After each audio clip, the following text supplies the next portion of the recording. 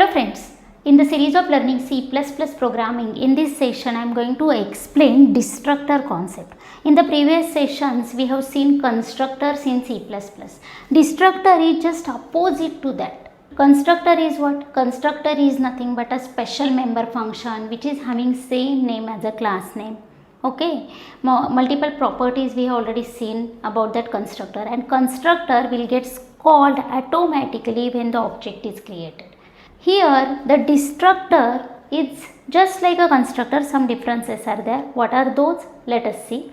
Destructor is again a special member function and it is having same name as a class name.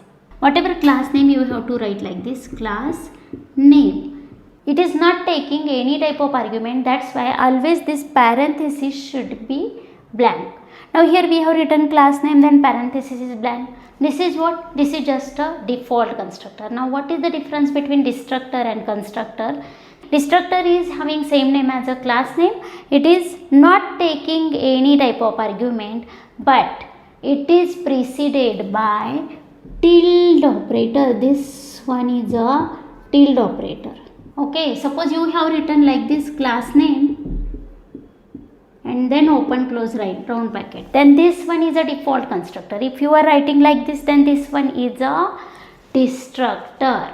Always keep in mind, destructor is again not having any return type, not even void. Constructor may take argument, destructor may not take any type of argument. Its name is same as a class name and it should be preceded by tilde operator.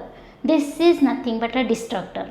See, constructor is always called automatically when object is created. Means whenever we create any object of that class, automatically constructor will get called. And whenever the object is getting destroyed, at that time destructor will get called. See, whenever object is created, constructor will be called. That's why it is called as a constructor.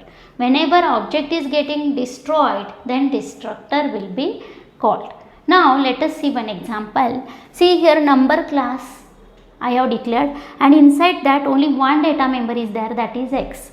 Now this is a constructor I have written. This is a parameterized constructor. I have not written here default constructor. You can also write that default constructor if you want. Now see here, I am passing one integer argument. That passed argument I am assigning that value to the x data member. That is the purpose of constructor, you know. Okay, and here I am just displaying the messages like constructor called, then object created and x value, whatever assigned value, that again same value I am just displaying. Now here see, this one is a constructor. Okay, and here this is what? See, I have written here tilde operator, class name. Here this function is having same name as a class name and it is not taking any argument. This one is a destructor. It is again a member function. It is a special member function. That's why parenthesis is compulsory. Always keep in mind. And see here I am just displaying message like destructor called, object destroyed. That's it. Now see, actual idea you will get here. Whenever we will create object, see here I have created one number object n1 and while creation of object I am passing 5. It is compulsory because this class is having only parameterized constructor.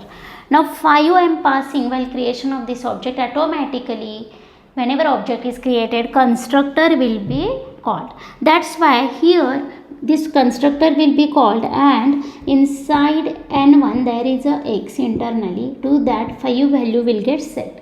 And now what output you will get here? You will get output like constructor called, then object created and x value just I am displaying like x colon 5 in this. Now next, again I am creating one more object here. Again same thing will happen. Again constructor will be called. See here, after constructor, destructor will not be called for that n1. Whenever n1 is getting to be destroyed, then destructor will be called. Here see, lifetime and scope is to the block in which it is declared.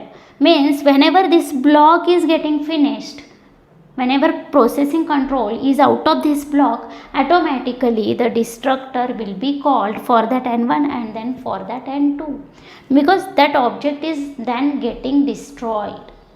Here inside main we have just declared these two objects, that's why destructor will get called whenever execution will get finished.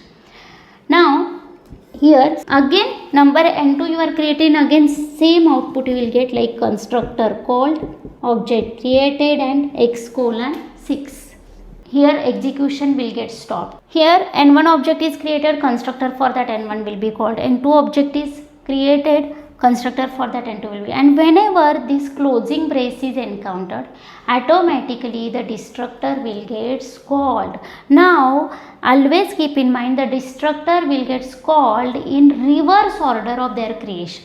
Means see, first here n1 has created, then n2 has created, but in reverse order they will get destroyed. First n2 will be destroyed. Whenever n2 is getting to be destroyed, at that time first destructor for that n2 will be called and then n2 will be destroyed or removed from memory. That's why for n2 first destructor will be called. Now only this message will get displayed like destructor called and object destroyed. After this you will get this output. Again same thing for n1 will happen, again n1 is now getting destroyed, that's why again same output you will get for n1, destructor called and object destroyed.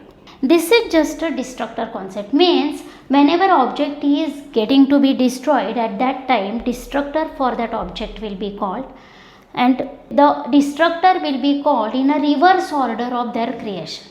See, this destructor concept is useful whenever we use dynamic memory allocation. Means suppose any object requires dynamic memory allocation, means inside a constructor let we have used that new operator for constructing the object, then inside destructor we will use delete operator to free the memory allocated dynamically.